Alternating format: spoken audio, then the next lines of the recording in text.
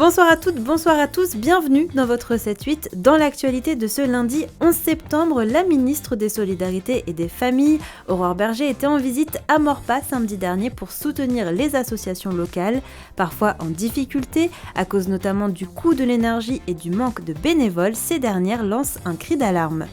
Et en cette période de rentrée scolaire marquée par l'inflation, le Lions Club de Vélizy Phonix et le centre commercial Westfield Vélizy 2 ont organisé une collecte de fournitures scolaires pour les enfants défavorisés, une après-midi de rencontres et d'échanges. Et comme chaque lundi, nous parlerons de sport dans votre 7-8, au programme du baseball avec les Cougars de Montigny en première division, mais aussi de l'équitation. Le club hippique de Versailles s'est refait une beauté pour les Jeux Olympiques de Paris 2024 et va accueillir l'équipe de Suède en tant que centre de préparation aux Jeux. Les détails dans cette émission. Et puis sans oublier l'invité du 7-8 en deuxième partie d'émission, Michael Elmidoro sera avec le maire de Croissy-sur-Seine, Jean-Roger Davin. La ville reçoit l'équipe des Tonga pendant la Coupe du Monde de rugby. Ils ont effectué un premier entraînement ouvert au public samedi dernier. Ça va en ce moment ? Ouais, nous ça va, l'épicerie c'est difficile, hein, surtout pour le frais. Face à Aurore Bergé, la ministre des Solidarités, la Croix-Rouge de Saint-Quentin-en-Yvelines partage ses difficultés. 2 épiceries sociales maraudent 2 fois par semaine. L'unité locale a doublé sa capacité d'accueil. On a plus de difficultés sociales d'avoir du bénévolat que d'avoir des problèmes financiers. Il est évident que nous, vu qu'on achète une partie des produits qu'on met à disposition à l'épicerie, il est évident que les coûts augmentent.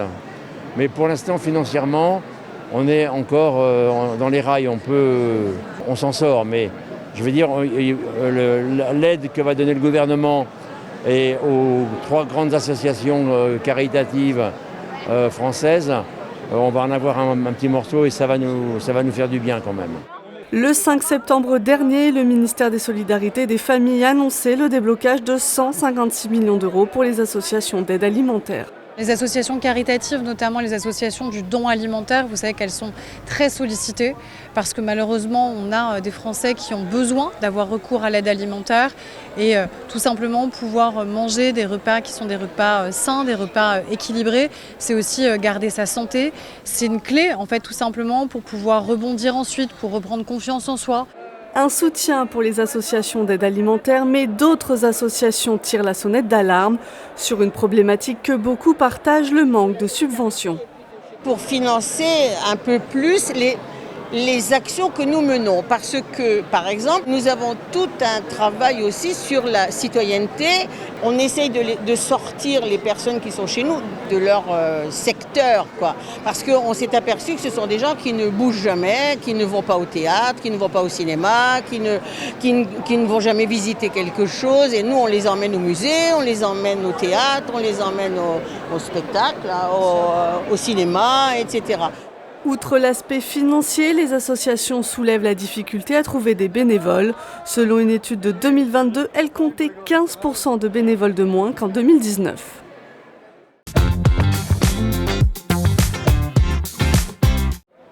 Attirer les visiteurs, une première étape pour les membres du Lions Club. Ce mercredi 6 septembre, ils étaient une dizaine à se relayer. Le but, distribuer des flyers et collecter des dons à destination des enfants démunis en Île-de-France, au Sénégal et en Ukraine. Nous avons besoin d'à peu près tout ce qui se fait en fourniture scolaire, du taille-crayon jusqu'au cartable, en passant par les cahiers, les gommes, les stylos, les feutres. Une première pour le centre commercial de Westfield à Vélizy 2 qui accueille l'événement.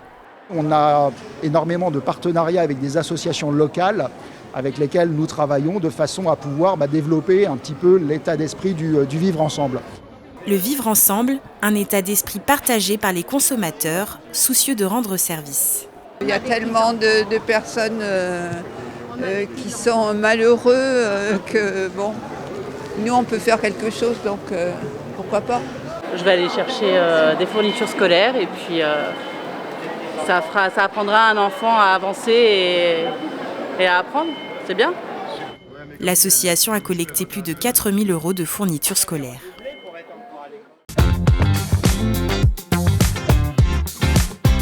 Dans le reste de l'actualité, dans les Yvelines, des actions sont menées pour venir en aide aux sinistrés du séisme qui a sévi au Maroc le 8 septembre dernier. La mosquée de Guyancourt a notamment lancé une collecte de dons en ligne. La région Île-de-France se mobilise avec un fonds d'urgence humanitaire de 500 000 € et le Secours populaire des Yvelines débloque un fonds de 5 000 €. Fin des fortes chaleurs dans les Yvelines. Après une semaine de canicule, les orages sont attendus dès mardi 12 septembre. Mais la sécheresse est toujours d'actualité. Le 8 septembre dernier, la région sud-est des Yvelines était placée en situation d'alerte par la préfecture. Ce week-end, c'était le forum des associations à Saint-Quentin-en-Yvelines. À Coignères, les habitants étaient au rendez-vous. Une quarantaine d'associations étaient présentes au gymnase du Moulin à Vent. C'est un moment où déjà les associations se retrouvent et ça c'est quelque chose d'important de pouvoir se retrouver en un lieu. On touche quand même d'autres publics, notamment par nos petites démonstrations. Et puis les nouveaux adhérents aiment bien rencontrer aussi nos professeurs. Donc c'est aussi un plus de participer à ce forum. Nos adhérents sont aussi bien des enfants à partir de 4 ans pour le judo, le modelage. Et alors, elle n'a pas de limite d'âge pour les randonneurs, les plus anciens ont plus de 80 ans, et voilà.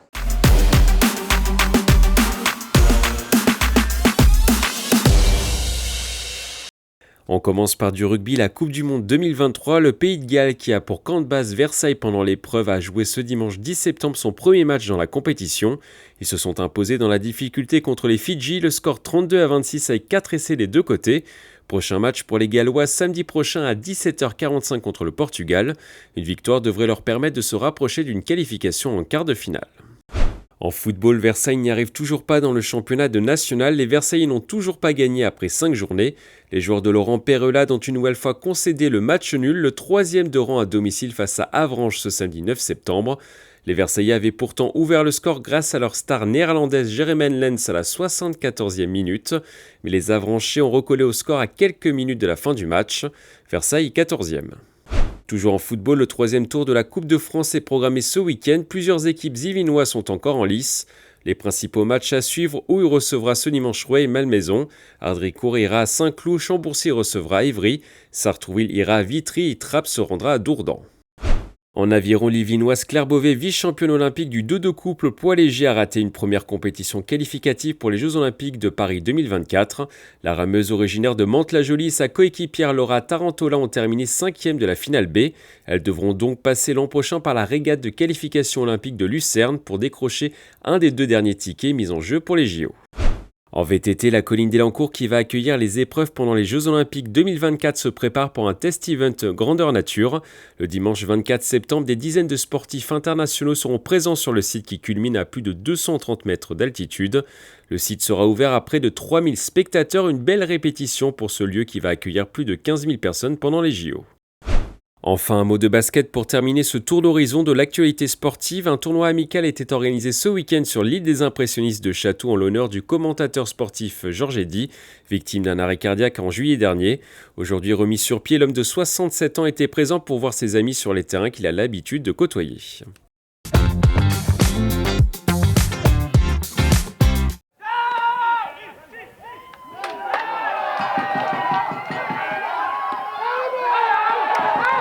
Une finale très serrée, c'est 9 et 10 septembre, les Cougars de Montigny-le-Bretonneux ont dû s'employer contre les Barracudas de Montpellier à l'occasion des 2 premiers matchs de la finale du championnat de France de D1.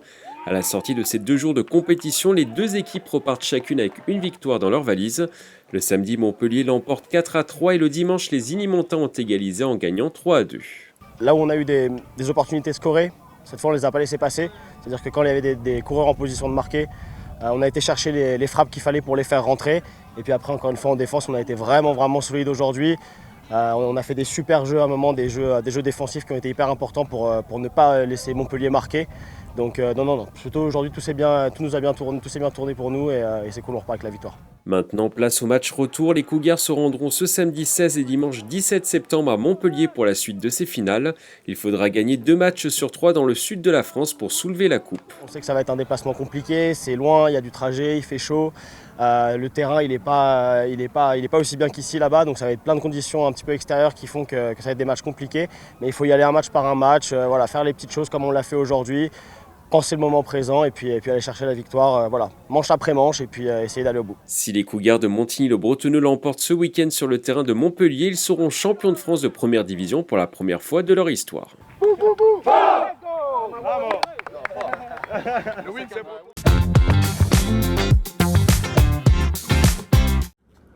C'est ici, dans sa toute nouvelle écurie 5 étoiles, que le club hippique de Versailles va accueillir l'équipe d'équitation de Suède pour les Jeux Olympiques de Paris 2024. À 10 minutes en voiture du château de Versailles, lieu des épreuves de sports équestres, ce nouvel espace comprend 8 nouveaux box de plus de 10 mètres carrés, un solarium ainsi que tout le confort nécessaire pour les chevaux et les cavaliers.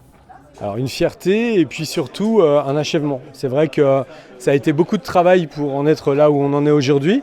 Donc c'est une fierté et en même temps un réel soulagement pour les équipes. Je me suis battue comme une lionne pour que l'équitation ait lieu à Versailles, parce qu'il y a eu un moment l'envie de ramener l'équitation à la mode Beuvron dans le Loir-et-Cher, là où est le siège de la Fédération française. J'ai voulu que l'équitation ait lieu à Versailles, parce que l'équitation à Versailles, ça va être waouh! On verra le château en arrière-fond de toutes les épreuves. Mais je voulais aussi qu'il y ait un héritage pour les Versaillais. Dans ce club de Porchefontaine, où mon fils a monté petit, c'est un club familial qui a été par le passé le club de référence avec des équipements qui étaient ultra modernes et qui avaient vraiment besoin d'un sérieux relooking. Et pour ce relooking, le club hippique de Versailles a fait réaménager sa carrière, un nouvel équipement que le cavalier yvelinois, médaillé de bronze aux Jeux Olympiques de Tokyo, a pu tester avec son cheval Totem de Bressé. Et je trouve que cette carrière est très bien, c'est vrai qu'elle est très homogène partout, il n'y a pas de différence de sol. Les carrières subirriguées maintenant c'est vraiment la pointe de la technologie, hein. C'est bien pour les chevaux parce qu'on a une homogénéité partout et deuxièmement au niveau de l'économie d'eau c'est quand même assez flagrant.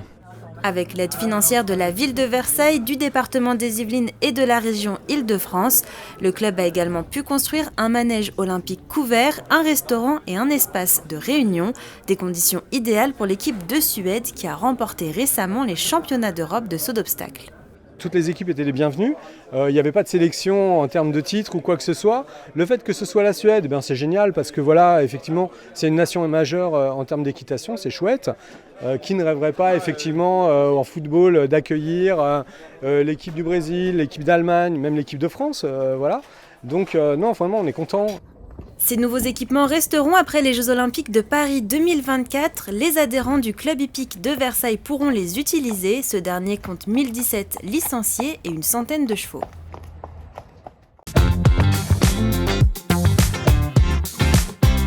Demain matin, attention, nous devrions avoir des risques d'orage dans les Yvelines. Côté température, le thermomètre redescend. Il fera 18 degrés à Versailles et Mantes-la-Jolie et 17 degrés à Rambouillet et Houdan. On va pouvoir respirer. Demain après-midi, les orages devraient être finis normalement, mais nous devrions avoir quelques averses. Au niveau des températures, il fera 22 degrés à Mantes-la-Jolie et Houdan et 21 degrés à Versailles et Rambouillet. Et demain, nous fêterons la Saint-Apollinaire. C'est l'heure à présent de votre 7-8 invité.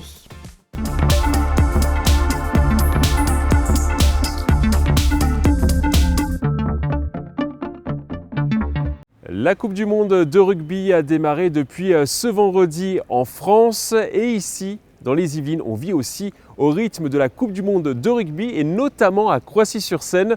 Je suis avec son maire Jean-Roger Davin. Bonjour. Bonjour. Alors Jean-Roger Davin, vous avez une équipe qui va rester le temps des phases de poule, c'est les Tonga. Alors déjà, comment ça s'est passé un peu le processus pour attirer cette équipe ?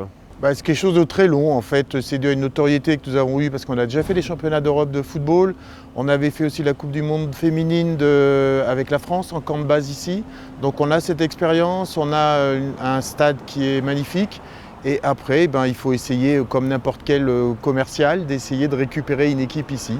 Donc on a travaillé de manière très forte avec France 2023 et puis au fur et à mesure des rendez-vous, au fur et à mesure des contacts, des visites sur le terrain, on a eu 2-3 équipes qui étaient intéressées et on a terminé par le Tonga qui pour nous était une très bonne équipe parce que c'est Pacifique Sud donc avec des gens qui sont merveilleux. Et du coup, il y a l'effervescence un petit peu qui monte au sein de la ville ? Oui, bien sûr, parce que d'abord, on travaille sur un plan sportif, mais aussi et surtout sur un plan culturel. Donc les écoles sont bien entendu prises, que ce soit les écoles publiques, mais aussi les l'école municipale de musique, la bibliothèque chez nous avec l'heure des contes, et puis le cinéma qui se fait tout autour. Et puis bien sûr l'engouement, puisque l'équipe de France a commencé de manière victorieuse, et donc ça ne peut que porter l'événement sur notre ville. D'accord. Et à quoi précisément qui est organisé dans la ville, par exemple, des expositions, des choses comme ça? Alors, vous avez une exposition sur le rugby qui se passe au château, mais vous avez aussi l'heure des contes qui se passe à la bibliothèque, et puis tout ce qui va être une explication sur le Pacifique Sud, que ce soit la religion, les traditions, le sport, que l'on fait avec les enseignants des écoles. Alors il y a eu une cérémonie hier qui s'est déroulée ici à Croissy-sur-Seine avec l'équipe des Tonga. Est-ce que vous pouvez nous dire un peu comment ça s'est passé? Alors c'est une cérémonie qui est plus officielle, on ne peut absolument déroger à rien. C'est ce qui se passe dans le rugby, c'est le monde anglo-saxon. Donc vous avez deux grandes parties dans cette cérémonie. Une première étape qui est les discours des officiels. Donc en fait vous avez 4 personnes qui parlent. Le maire, France 2023, la World Rugby, et puis généralement une autre personne qui peut être un président du conseil du Sénat, un premier responsable du conseil régional. Et puis ensuite vous avez la vraie cérémonie officielle, ce qu'on remet les caps comme on dit, donc en fait les casquettes avec une médaille, et ce qui permet à un joueur d'être identifié comme ayant fait une Coupe du Monde de rugby, puisque s'ils ne sont pas dans les 3 premiers, ils ne recevront pas de médaille, ils pourront montrer leurs caps et leur médaille de participation qu'on leur a donnée au départ. Donc pour eux, très important et très émouvant. C'est la première fois que vous voyez, vous, cette équipe des Tonga? Non, on les a reçus ici le 5 septembre, on les voit régulièrement s'entraîner sur notre stade, mais de manière officielle, ils nous ont fait le bonheur de nous faire un entraînement ouvert samedi 9 et puis la cérémonie officielle dimanche. On va écouter justement un membre du staff des Tonga. C'est un bon endroit, nous aimons beaucoup. On a déjà eu un super week-end ici et c'est parfait. Bon hôtel, une belle petite ville, il fait juste un peu chaud. On a tout ce que l'on a besoin, on a une piscine, 2 terrains, une salle de sport, une salle de réunion intérieure, le terrain est de classe internationale. Et il y avait également beaucoup de supporters qui étaient présents pour cette cérémonie. Eh ben, plus de 1000 personnes, ce qui pour nous est quelque chose de très important. Alors effectivement, on aurait peut-être pu en avoir plus, il faisait très très chaud, très lourd, c'était un peu difficile, mais en même temps on se plaint toujours parce qu'il fait très chaud, mais s'il avait plu, il n'y aurait eu personne, donc non, c'était excellent. Très bien, beaucoup d'engouement, beaucoup d'enfants, en fait tout ce qu'il nous faut pour la ville de Croissy. C'est l'occasion aussi de créer du lien entre une population étrangère peut-être et des habitants de Croissy-sur-Seine. Alors vous savez qu'à Croissy, on a plus de 10% de la population qui est de langue anglo-saxonne, mais c'est aussi une Coupe du Monde de rugby, c'est vous recevez des jeunes, vous recevez des athlètes, donc ça permet à nos jeunes de pouvoir voir, non plus à travers la télé et un écran, mais de visu, ce que c'est qu'un sportif de haut niveau. Ça permet de décaler et de montrer à tout le monde quelles sont les valeurs du sport, et puis aussi l'amitié entre les peuples, et là de découvrir un nouveau peuple qui habite très loin, donc qui est le Pacifique Sud, avec des traditions comme les Maoris et les Walisi. Donc c'est très important de pouvoir l'expliquer à nos jeunes. Le regard des enfants, il était comment hier? En fait, c'était pas hier qu'il fallait venir, c'était samedi quand vous étiez sur le stade avec une équipe qui joue le jeu, une équipe qui donne des maillots, qui a fait bien entendu des interviews et qui ont donné des signatures. Donc ça, les enfants étaient très intéressés. Mais un peu avant, ils ont fait un entraînement, un vrai entraînement, et là vous voyez la vitesse à laquelle ça va, la nature des chocs et le bruit des chocs que vous avez entre les rugby. Donc en fait, vous le voyez sur place, quoi. On va écouter justement un supporter qui était présent sur place hier. C'est une équipe très sympa et qui propose un beau jeu, donc c'est un plaisir de les voir ici, quoi. Je sais qu'il y a Ben qui joue pas à Toulouse, Ben Taomi-Fenois, qui est très costaud, là, qui est un avant de Bordeaux-Bègles, qui joue très bien aussi. Ils ont une belle équipe et je leur souhaite d'aller le plus loin possible. Du coup, c'est quoi la suite pour cette équipe des Tonga? Elle va rester 1 mois, c'est ça à peu près ici à Croissy-sur-Seine? D'abord, elle va faire son premier match à Nantes samedi. Alors les Tonga, la malchance qu'ils ont, c'est qu'ils sont dans la poule de la mort. Afrique du Sud, Irlande, Écosse, donc ça c'est dans les 5 premiers mondiaux, et eux ils sont classés autour de la 15e place. Mais pour autant on y croit, c'est une équipe du Sud, donc ils sont un peu fantasques et ils peuvent faire des très belles choses. D'abord c'est une équipe de costauds, c'est pas des rigolos, puisque sur 10 Coupes du Monde ils ont été présents sur les 8 premières. Donc vous voyez, toujours présents à l'appel, Bon, ils ont fait des bons résultats aussi en sélection, donc il n'y a pas de raison qu'on n'ait pas une surprise. Enfin, en tout cas, on espère une surprise dans la mesure où, bien entendu, ils ne battent pas l'équipe de France ou qu'on les retrouve en finale. Vous avez un petit pronostic ou pas? Vous espérez quand même qu'ils passent les poules, j'imagine? Oui, on pense que ça va être très dur. Ils ont de fortes chances de gagner contre la Roumanie, peut-être contre l'Écosse, parce qu'on les a vus un peu en difficulté ce week-end. Après l'Irlande et l'Afrique du Sud, ça va être très difficile. Vous les avez vus un petit peu à la salle de sport, ça On les voit chez nous, oui, dans notre gymnase, bien sûr beaucoup de musculation et après des phases en action. Bon là, ils sont en train de répéter leur gamme, hein. Ils ne font pas vraiment de la muscu, c'est pas la préparation physique dure comme avant les sélections. Là, ils sont en pro-match, donc forcément un peu moins intense, mais surtout dans les tactiques. Ils regardent à la vidéo ce qui se passe dans l'équipe qu'ils vont rencontrer et ils essaient d'appliquer les techniques et les tactiques qu'ils vont mettre en place. C'est pour ça que les entraînements sont fermés et qu'on ne peut malheureusement pas faire venir plus de personnes. Et comment ça va se passer après pour la suite? Admettons que les Tonga soient éliminés à l'issue des phases de poule. Comment ça va se passer ici pour la suite? Alors jusqu'au 4 octobre, on a les Tonga. Ils jouent leur dernier match le 7. Et ensuite, on a été aussi sélectionné parmi 4 centres sur la région Île-de-France pour pouvoir faire les phases finales. Donc je vous rappelle qu'il y a 2 quarts de finale qui vont se passer au Stade de France, les 2 demi-finales et les 2 finales, perdants et gagnants. Et donc à chaque fois, on aura la possibilité d'avoir une des 4 équipes ou des 8 équipes qui seront présentes ici et qui viendront éventuellement dans notre stade. Donc le choix est assez facile, c'est le premier qui choisit son stade, mais je n'ai pas d'inquiétude dessus en étant à peine à 15-20 minutes du Stade de France, en ayant des installations sportives et surtout une pelouse au Dire de France 2023 qui est une des meilleures en ce moment. Donc il n'y a pas de problème, on aura des gros ici et on pourra éventuellement, si on peut, faire un entraînement ouvert pour montrer ces équipes. Au fond de vous, vous aimeriez avoir quelle équipe? Aucune, elles sont toutes bonnes, peut-être les Néo-Z s'ils reviennent. Alors l'équipe de France, je pense qu'ils resteront à Rueil, mais que ce soit l'Afrique du Sud, que ce soit l'Australie, que ce soit l'Angleterre ou le Pays de Galles ou l'Irlande, il n'y a absolument aucun problème. On va terminer peut-être par un pronostic pour l'équipe de France, enfin sur l'équipe de France. Vous pensez qu'elle va aller loin cette équipe de France? Écoutez, poule ça A... peut être aussi une belle fête à Croissy-sur-Seine s'il y a une victoire à la Oui, alors fin. d'abord, on ne vous l'a pas dit, mais on retransmet tous les matchs à l'auditorium. Mais après, poule A, poule B, c'est les 5 meilleurs mondiaux qui sont là. Donc il va falloir se retrouver en quart de finale, ça ne devrait pas poser de problème. Et si on sort des quarts de finale, je pense qu'on sera champion du monde. J'aimerais bien avoir un match retour entre France-Nouvelle-Zélande avec là aussi encore une victoire de la France. Merci Jean-Roger Davin et vous l'aurez compris, les Tonga seront ici pendant un mois à Croissy-sur-Seine.